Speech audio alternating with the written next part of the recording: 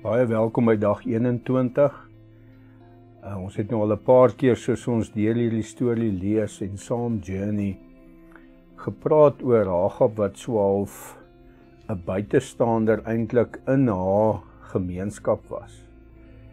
En wat so wonderlik is dat ons deur die bloed van Christus nie meer buitestanders is nie. Inteendeel, die woord sê in Efesiërs 2 vers 19 dat ons nie meer bywoners is nie, maar deel is van die huisgesin van God.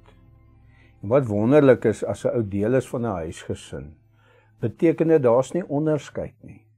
Die liefde is vir elkeen daar en elkeen is deel en daar's 'n eenheid.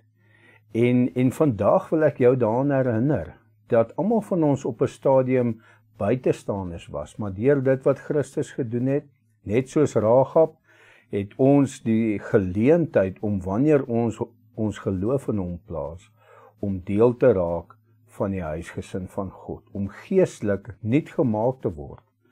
En mag jy, soos jy deur hierdie dag gaan, ook daarvan bewus is dat die feit dat jy deel is van die huisgesin 'n getuienis is vir mense rondom jou, wat dalk nog buitestanders is en wat aanvaarding nodig het.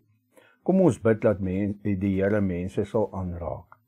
Vader, dankie dat ons deel kan wees van die huisgesin. Op 'n ander plek sê u woord, ons is 'n koninklike priesterdom, en vandag kan ons kom instaan en ons kan intree vir mense in ons dag tot dag lewe wat ons pad kruis.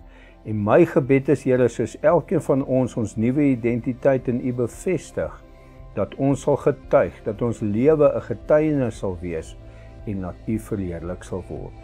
Ek bid dit in die naam van Jesus Christus. Amen. Mag jy 'n lekker dag hê.